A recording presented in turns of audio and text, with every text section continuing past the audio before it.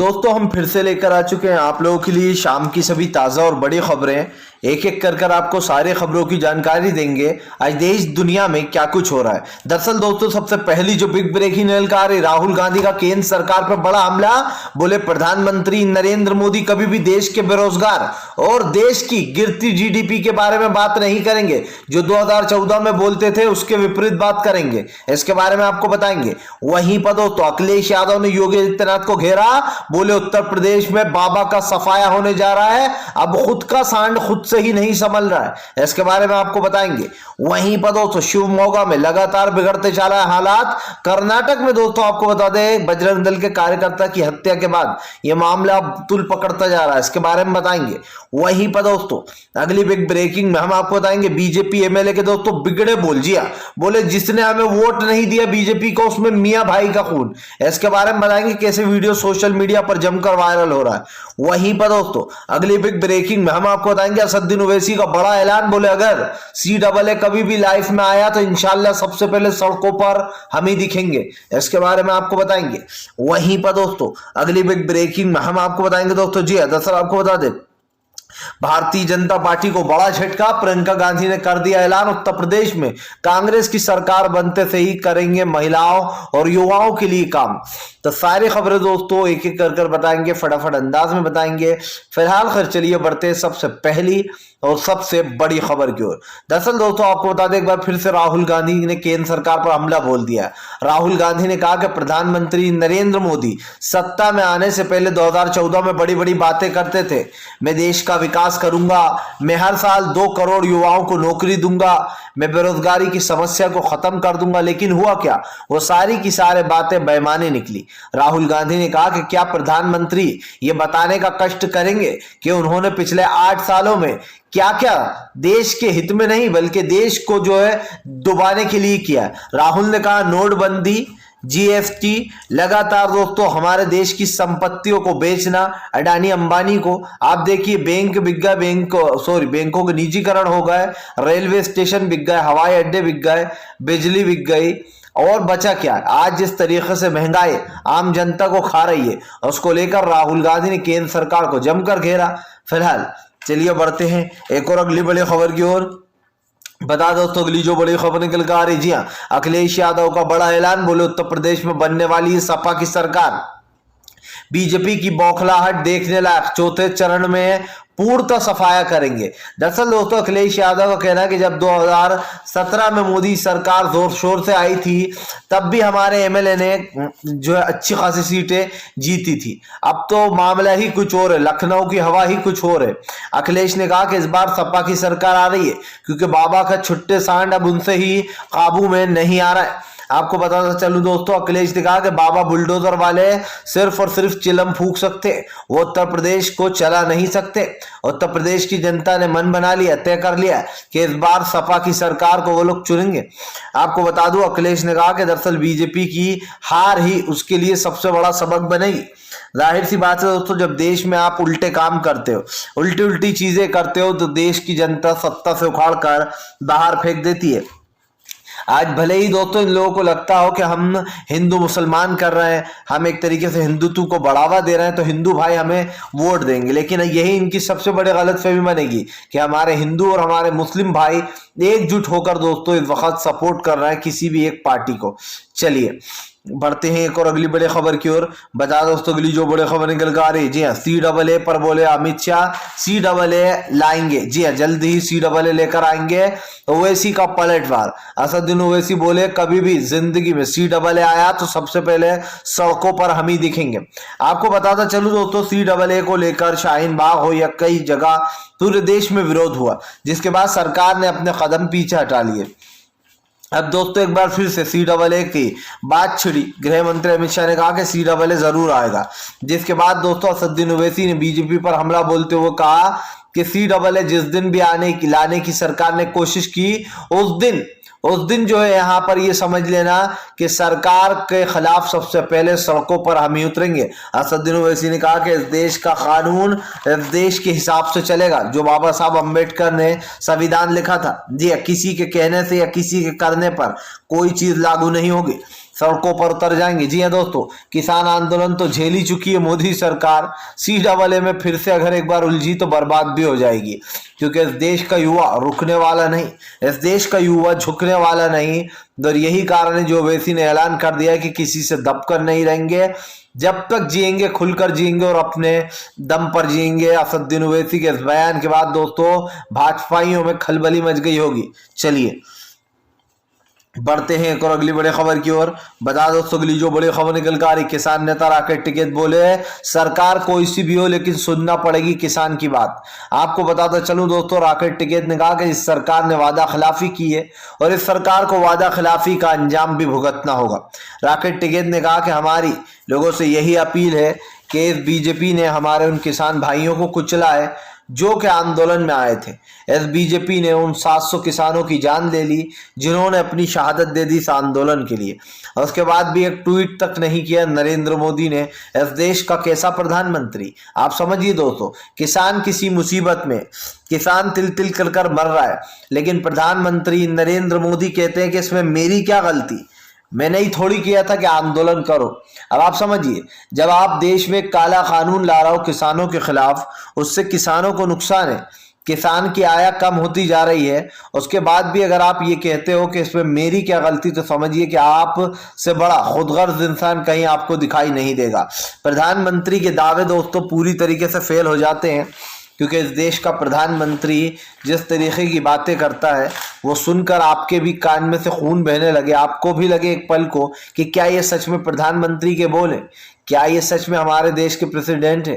तो दोस्तों ये बात तो साफ है कि किसान का मुद्दा इस वक्त सबसे बड़ा मुद्दा है। चलिए बढ़ते हैं एक और अगली बड़ी खबर की ओर। बता दोस्तों अगली जो बड़ी खबर निकल कर आ रही है, जी हाँ, शिवमोगा में दोस्तों लगातार बिगड़ते जा रहा है हालात। कर्नाटक में धारा 144 और बेंगलुरु के साथ साथ कई अन्य जगहों पर भी दोस्तों धारा 144 लगा दी गई है। आपको पता हो दोस्तों, गौरतलब हो कि बजरंग दल के एक लड़के की हत्या कर दी गई है कर्नाटक में।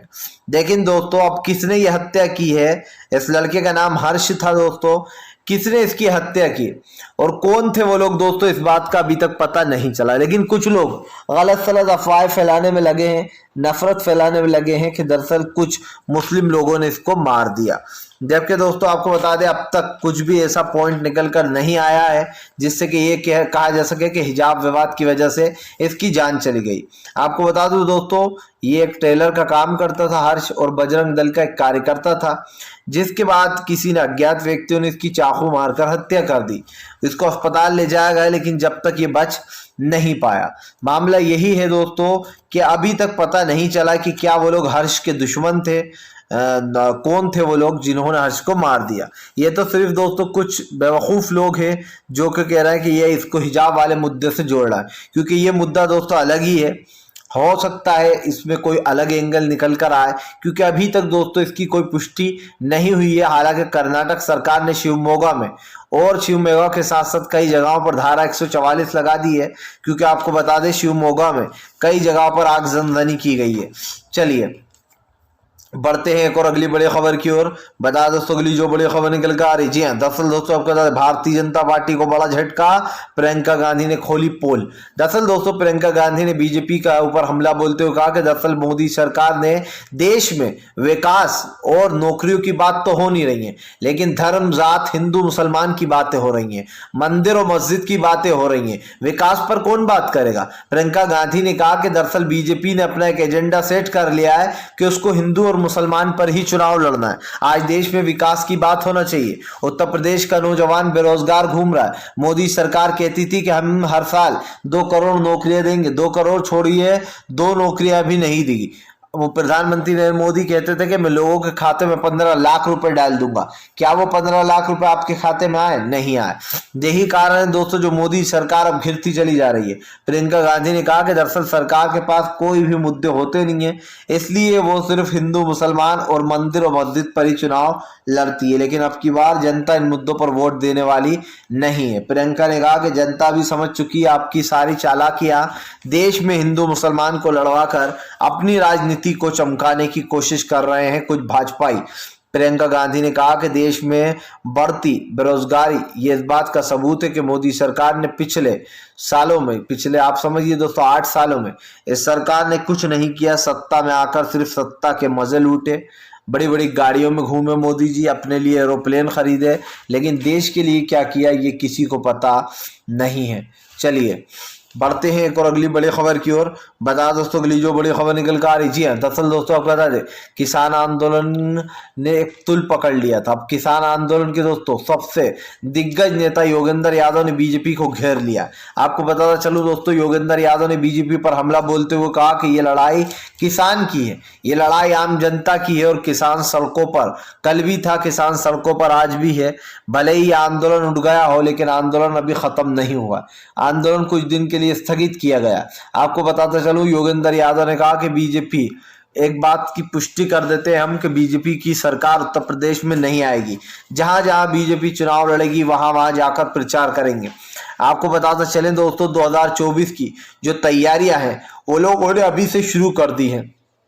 इसका एक सबसे बड़ा रीजन ये भी है दोस्तों, जोरों शोरों से लोग 2024 का इंतजार कर रहे हैं, क्योंकि जाहिर सी बात है जो सरकार आम जनता की ना हो सके, जो सरकार किसानों की ना हो सके दोस्तों, उस सरकार से और उम्मीद भी क्या की जा सकती है। चाहे वो योगेंद्र यादव हो, राकेश टिकैत हो और भी बड़े किसान नेता हो, वो सब लोग बीजेपी के खिलाफ हैं। चलिए बढ़ते हैं एक और अगली बड़ी खबर की ओर। बता दोस्तों अगली जो बड़ी खबर निकल कर आ रही, जी हाँ, दरअसल दोस्तों आपके साथ चौथे चरण के चुनाव में अखिलेश और सारी विपक्ष पार्टियों ने अपनी अपनी रणनीति बना ली। आपको बता दूं दोस्तों कल 23 फरवरी को जो यहाँ पर चौथे चरण का चुनाव है, बताया ये जा रहा है दोस्तों कि चौथे चरण में अखिलेश यादव बीजेपी का पूर्णतः सफाया कर देंगे, जिसके बाद पूर्ण बहुमत अखिलेश के पास आ जाएगी।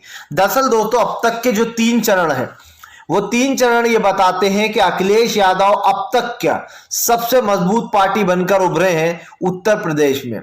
हालांकि ये आंकड़ा सटीक किसी के पास नहीं है कि किसको कितने वोट मिले होंगे, क्योंकि ये फैसला तो 10 मार्च को ही आएगा लोगों के सामने कि किसको कितने वोट मिले। लेकिन दोस्तों जो ओपिनियन बताते हैं, जो सही ओपिनियन पोल है और जो दोस्तों जनता का जो ग्राउंड रिपोर्टिंग करते हैं, जैसे अजीत अंजुम सर हुए और भी बहुत सारे लोग हैं, वो उनका ओपिनियन पोल ये कहता है दोस्तों कि इस बार चौथे चरण में भी अखिलेश को बढ़त मिलने वाली है। और बढ़त का मतलब आप समझिए दोस्तों 3 चरण तो पहले ही अखिलेश के नाम हो चुके हैं। भाजपा का तो यूं ही खदेड़ा हो गया है। जिस बीजेपी ने पिछली बार जोरों शोरों से 300 सीट जीती थी दोस्तों, इस बार उसके लिए अपनी जमानत जब्त होना भी मुश्किल हो जाएगा, बचाना भी, और उसकी जमानत तक जब्त हो जाएगी। यही कारण है जो बीजेपी को एक बड़ा झटका यहां पर लग रहा है चौथे चरण में। कल 23 फरवरी को चौथे चरण का चुनाव है लखनऊ में। इसमें 59 सीटों पर यह चुनाव होगा। देखना यह है कि अब इन 59 सीटों में से कौन कितनी सीटें बाजी मारकर ले जाता है। हालांकि पिछली बार बीजेपी को यहां से दोस्तों काफी ज्यादा सीटें मिली थी 50, लेकिन इस बार भाजपा का सूपड़ा साफ। चलिए बढ़ते हैं एक और अगली बिग ब्रेकिंग की तरफ। बता दोस्तों अगली जो बड़ी खबर निकल कर आ रही है, जी हाँ, दरअसल दोस्तों आपको बता दें भारतीय जनता पार्टी के ऊपर बरसी प्रियंका गांधी की मां। जी हाँ दोस्तों आपको बता सोनिया गांधी बोले फिलहाल बीजेपी ने देश में को बर्बाद कर दिया है, देश को 2 हिस्सों में बांट दिया है। महंगाई और गरीबी लगातार बढ़ती चली जा रही है, अमीर और भी अमीर हो रहा है और गरीब होता चला जा रहा है। आपको बताता चलूं सोनिया गांधी जी ने एक वीडियो कल जारी किया था, उसके बारे में मैंने आपको बताया ही था। लेकिन सोनिया गांधी ने कहा है कि फिलहाल भारतीय जनता पार्टी देश को बर्बाद कर रही है। वो देश में हिंसा का माहौल और देश में दोस्तों 2 धर्म चला रही है, आप समझिए। और हर चुनाव में ऐसा होता है दोस्तों कि हिंदू मुसलमान के मुद्दे निकाल लिए जाते हैं चुनाव जीतने को। लेकिन अफसोस की बात यह है कि बंगाल की हार के बाद भी इनको सबक नहीं मिला कि लोग अब विकास पर वोट देते हैं, हिंदू मुसलमान पर नहीं। जो लोग हिंदू मुसलमान पर वोट देते हैं, मैं कहता हूं उनसे बड़ा बेवकूफ दोस्तों और कोई भी नहीं है। क्योंकि बीजेपी का तो काम ही है, वो आपको हिंदू मुसलमान में उलझाएगी और अपना उल्लू चित कर निकल लेगी। आप समझिए आपके ही लिए परेशानी होगी, आने वाले कल के लिए परेशानी होगी। चलिए बढ़ते हैं एक और अगली बड़ी खबर की ओर। बता दोस्तों अगली जो बड़ी खबर निकल कर आ रही है, दरअसल दोस्तों कहते थे पीके के खिलाफ दोस्तों बगावत शुरू हो गई है टीएमसी में। आपको बता चलूं दोस्तों, ममता बनर्जी के काफी खास माने जाने वाले पीके के बीच में बताया जा रहा है टीएमसी में बगावत चल रही थी, लेकिन ममता बनर्जी ने उस बगावत को रोक दिया है। लेकिन इसी के साथ साथ दोस्तों पीके का ये बताया जा रहा है कि पीके की भविष्यवाणी जो है वो अब 2024 में भी नजर आएगी, क्योंकि लोकसभा में ममता बनर्जी के लिए फिर से एक बार रणनीतिकार प्रशांत किशोर रणनीति बनाने वाले हैं।